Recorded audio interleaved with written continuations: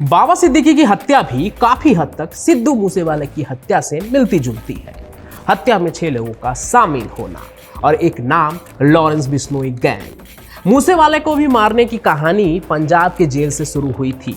यहाँ बाबा सिद्दीकी के केस में भी पंजाब जेल का एंगल है। हत्या करने का तरीका भी बिल्कुल वैसा ही है, बीच रास्ते में गाड़ी रोककर ताबड़तोड़ गोलियां बरसाना। बस सिद्धू मूसेवाला की हत्या दिन में हुई थी और बाबा सिद्दीकी की रात में। लेकिन पंजाब में मूसेवाला की हत्या के बाद खुद गोल्डी बरार जिम्मेदारी लेने के लिए सामने आया था।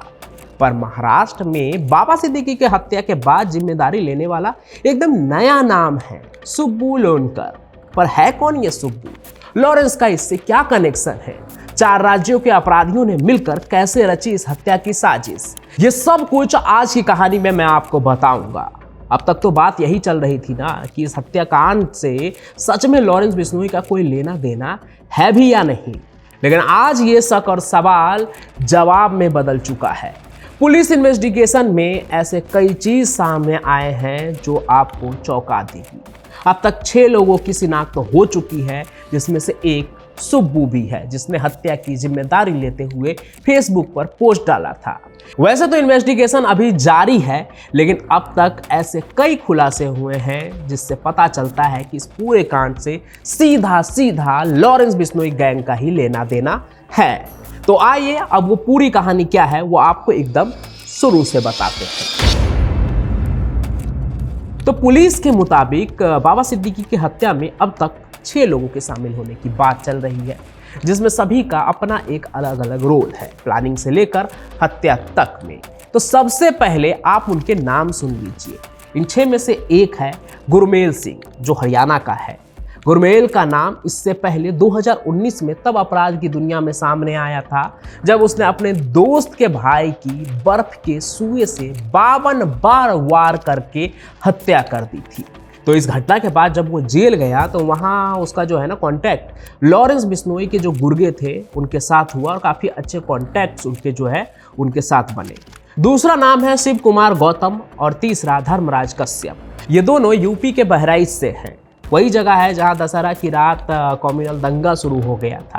खैर, बहराइच के इन दोनों लोगों का इससे पहले कोई क्रिमिनल रिकॉर्ड नहीं है।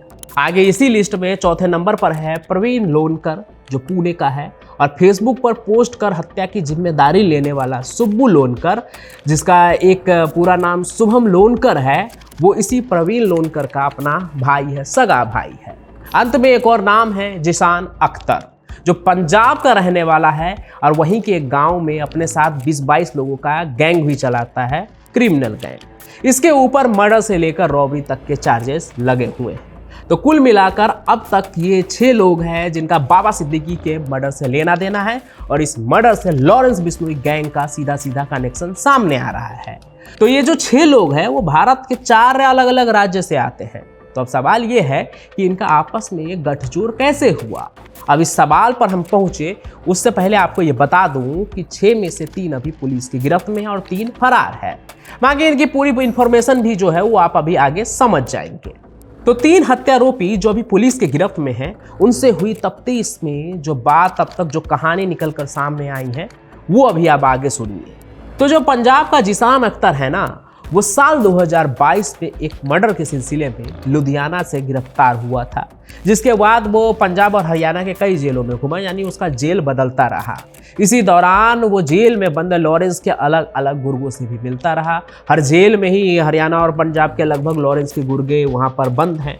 और कुछ इसी तरह हरियाणा के कैथल जेल में जब वो गया तो वहाँ उसकी मुलाकात हुई किससे?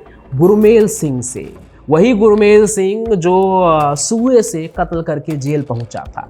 तो कुछ इस तरह से 6 में से 2 आरोपियों की मुलाकात हुई जेल के अंदर, हरियाणा के कैथल जेल के अंदर। तो इस साल यानी कि साल 2024 में जब जून का महीना आया तो जिशान अख्तर जो है वो जमानत पर जेल से बाहर आया। उससे पहले ही गुरमेल सिंह भी जमानत पर बाहर आ चुका था।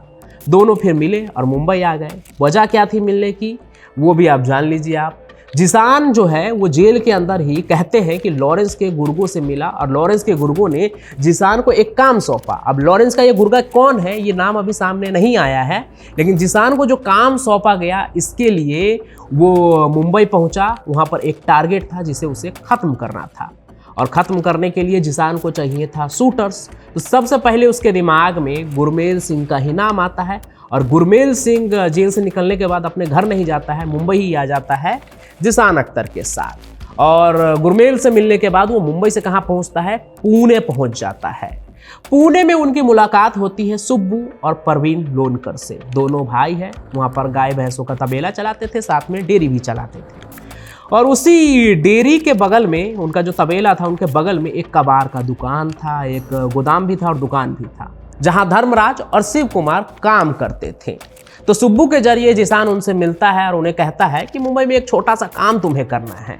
यानी वो उनका ब्रेन वॉश करता है। वो लोग कोई भी क्रिमिनल बैकग्राउंड से नहीं आते थे, और जो ये जिसान अख्तर है वो सुब्बू के साथ मिलकर उनका ब्रेन वॉश करता है कि मुंबई में तुम्हें एक छोटा सा काम करना है, और वहाँ पर रहने खाने के लिए तुम्हें पैसे तो मिलेंगे ही मिलेंगे, साथ में 2-3 लाख रुपया और अलग से मिलेंगे। पैसे का लालच देकर वो जो है जिसान, वो शिव कुमार और धर्मराज दोनों को ही मुंबई में उनका काम करने के लिए मना लेते हैं। जिसके बाद गुरमेल समेत 3 शूटर तैयार हो जाते हैं और उन सभी को मुंबई बुला लिया जाता है। मुंबई के कुडला इलाके में एक फ्लैट लिया जाता है भाड़े पर, और वहीं पर इन तीनों को सितंबर के महीने में बुला लिया जाता है।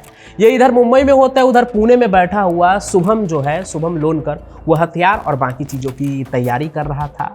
फिर 2 सितंबर को इनको पहली बार टारगेट का नाम बताया जाता है, और वो नाम होता है बाबा सिद्दीकी का। टारगेट के इंफॉर्मेशन के साथ ही उन्हें ये काम भी दिया जाता है कि तुम सबसे पहले तो इसकी रेकी करो। जिसके बाद वो शूटर्स जो होते हैं वो बाबा सिद्दीकी के हर हरकत पर नज़र रखते हैं कि वो कब कहाँ जा रहे हैं, डेली रूटीन क्या है उनका, किससे कब मिलते हैं, बेटे के ऑफिस में कब जाते हैं, बेटा जो उनका है वो बांद्रा इससे एमएलए है तो उनके दफ्तर पर बाबा सिद्दीकी कब जाते हैं। कुल मिलाकर शूटर्स को कहा जाता है कि उनके हर मोमेंट को वो एक तरह से शैडो बनकर उनका पीछा करें और सारी इन्फॉर्मेशन कलेक्ट करें। दशहरा का समय था, बाबा सिद्दीकी पॉलिटिकल फिगर थे, वो कई जगह जाते थे, गरबा नाइट हो या फिर दशहरा से जुड़ी जो भी चीज़ है, पॉलिटिकल फिगर थे वो, और इलेक्शन को लेकर भी वो काम कर रहे थे, तो हर जगह वो लोगों से मिलने जाया करते थे। और इसी दशहरे का फ़ायदा इन शूटर्स ने भी उठाया और कत्ल के लिए दशहरा का दिन ही चुना गया। वजह ये थी कि दशहरा के दिन भीड़ भाड़ होगी, पटाखे छूटेंगे, मूर्ति विसर्जन के दौरान शोर शराबा होगा, म्यूजिक बज रहा होगा, तो ऐसे में शूट आउट करना एकदम परफेक्ट रहेगा। लेकिन यहाँ एक सवाल ये है कि आखिर शूटर को एकदम परफेक्ट टाइमिंग का पता कैसे लगा कि बाबा सिद्दीकी अब यहाँ जाएंगे, अब वहाँ जाएंगे। तो कहते हैं कि इसके पीछे कोई अंदर का आदमी भी हो सकता है जो बाबा सिद्दीकी का ही गद्दार हो। हालांकि अभी कोई ऐसी बात सामने नहीं आई है, लेकिन एक कयास ये भी लगाए जा रहे हैं। बाकी दशहरे वाले दिन शूटर्स जो होते हैं वो बाबा सिद्दीकी को फॉलो करते हुए जिसान सिद्दीकी जो बाबा सिद्दीकी के बेटे हैं और एमएलए भी हैं, जिनके बारे में मैंने अभी ऊपर बताया, उनके ऑफिस पहुंच जाते हैं। लेकिन बाबा सिद्दीकी के जो एमएलए बेटा होता है वो उस दिन ऑफिस पर उस समय नहीं थे, तो वो कार्यकर्ताओं के साथ मिलने लगते हैं। बाबा सिद्दीकी पटाखे भी जलाते हैं, और इसके बाद वो अंत में घर जाने के लिए गाड़ी में बैठ जाते हैं। तभी ऑटो से 3 शूटर वहां पहुंचते हैं। उनके मुंह पर रुमाल होता है, एक हाथ में पिस्टल और दूसरे हाथ में मिर्ची स्प्रे। लेकिन जैसे ही बाबा सिद्दीकी सामने देखे, गुरमेल सिंह ने अपनी पिस्टल निकाली और एक के बाद एक 6 फायर कर दिया। 3 गोली इधर उधर चली गई और 3 गोली सीधे बाबा सिद्दीकी को लगी, 2 पेट में और 1 सीने में। गोली दागने के बाद तीनों शूटर्स वहां से भाग निकलते हैं। उनमें से एक शिव कुमार तो भाग निकलता है कहीं दूर, अभी तक उसका कुछ पता नहीं है, लेकिन बाकी 2 आगे पकड़े जाते हैं। उनमें से भी एक जो गुरमेल सिंह होता है वो क्या करता है कि शूट करने के बाद सड़क पार करके एक झाड़ी टाइप वाली जगह में जाकर छिप जाता है। लेकिन जब शूटिंग वहाँ पे हुआ और शूट आउट के बाद जब हंगामा वहाँ फैला, तो वहाँ पर जितने भी लोग थे ना, वो शूटर्स को पकड़ने के लिए उनके पीछे भाग निकलते हैं। तभी झाड़ी के अंदर दुबका हुआ उन्हें गुरमेल मिलता है। लोग उस गुरमेल सिंह को पकड़ लेते हैं और पुलिस आती है तो पुलिस के हवाले कर देते हैं।